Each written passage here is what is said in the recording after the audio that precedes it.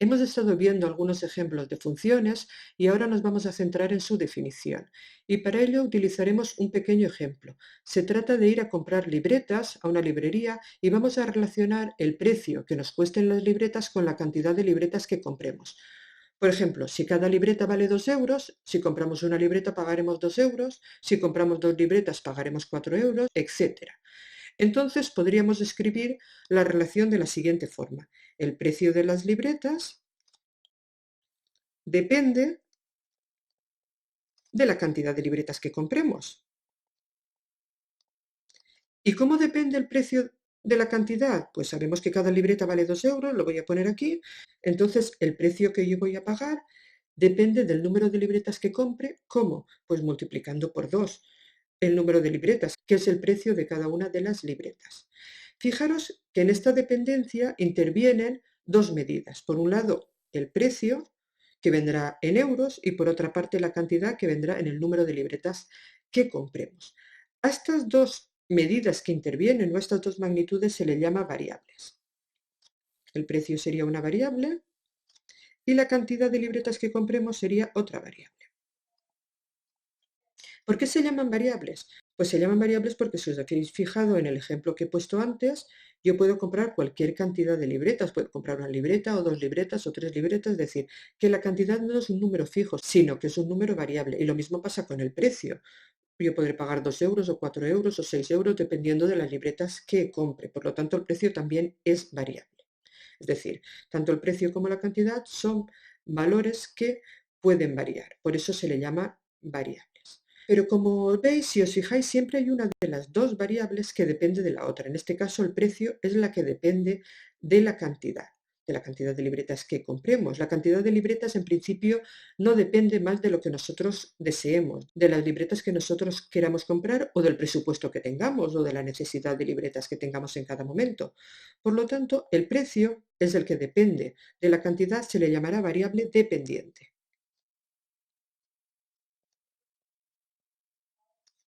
Y la cantidad, que en principio no depende más que de nuestras necesidades o de nuestros intereses, le llamaremos variable independiente. A la variable dependiente, que en este caso es el precio, siempre la designaremos con la letra Y, y a la variable independiente, en este caso es la cantidad, con la letra X. Entonces podríamos poner que Y depende de X. Y esto sería exactamente lo mismo que poner Y es función de X, porque que Y depende de X y que Y es función de X son dos frases sinónimas que significan exactamente lo mismo.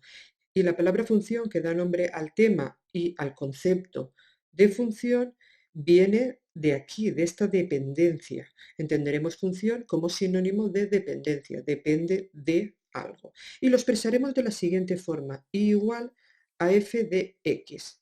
Se escribe y igual a una f y entre paréntesis una x, eso quiere decir que y es función de x, y se lee y igual a f de x. Generalmente se utiliza la letra f, supongo que porque es la inicial de función, pero también podríamos poner y igual a g de x o y igual a h de x, etc. Con cualquier otra letra también nos serviría. Lo podríamos utilizar indistintamente. Así que vamos a recordar, tenemos dos variables. Por una parte la variable dependiente y por otra parte la variable independiente. La variable dependiente, como su nombre indica, va a depender de la otra variable, que es la variable independiente. Y la variable independiente en principio no va a depender nada más que de nuestras preferencias. Y le vamos a llamar y a la variable dependiente y le vamos a llamar x a la variable independiente. Y tendremos una relación funcional de la siguiente forma: y igual a f de x, que significa que y es función de x o que y depende de x. Veámoslo de forma numérica con el ejemplo que estamos trabajando. En este caso, el precio dependía de la cantidad de libretas que comprásemos y acordaros que sabíamos que cada libreta valía 2 euros. Entonces, el precio, lo voy a poner aquí, será 2 euros por el número de libretas que yo compre. Como al precio le habíamos llamado y al número de libretas que comprásemos le habíamos llamado x, lo podríamos escribir de la forma y igual a 2x. Y tenemos la fórmula matemática o la expresión analítica de nuestra función y igual a 2x. Recordad que esta expresión matemática igual a 2x sería equivalente a poner f de x igual a 2x, ya que para nosotros es equivalente la y con la f de x. Y si os fijáis, a partir de este ejemplo hemos llegado a la relación entre las dos variables, la x y la y, o sea, el número de libretas y el precio. Y lo hemos puesto en forma de expresión matemática o de fórmula analítica, igual a 2x. Y eso es nuestra función. Esto que hemos visto no sería más que la relación entre las dos variables o la definición de función.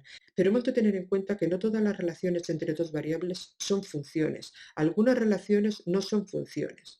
Y esto es importante que lo tengamos en cuenta, porque para que una relación entre dos magnitudes sea función, hemos de exigir siempre que para cada valor de la x tenga exclusivamente un único valor de la y. Podría no tener ninguno, pero como mucho un valor de la y. Para entendernos, si yo voy a la librería y le pido al dependiente que me dé 2 libretas, él me dirá el precio es 4 euros, pero no puede decirme el precio es 7 euros y 6 euros. O es 7 o es 6. No puede ser que a la vez 2 libretas valgan 7 euros y 6 euros. 2 libretas solo puede valer una cosa. Es decir, si yo compro 2 libretas solo puede tener un precio, no puede tener diferentes precios. Por lo tanto, lo voy a escribir porque esto es muy importante. Para cada valor de la x,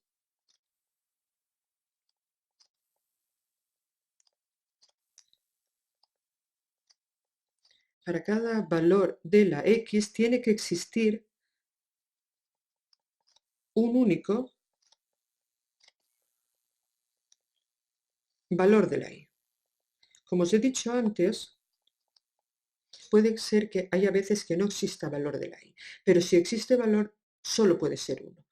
No puede ser más de uno.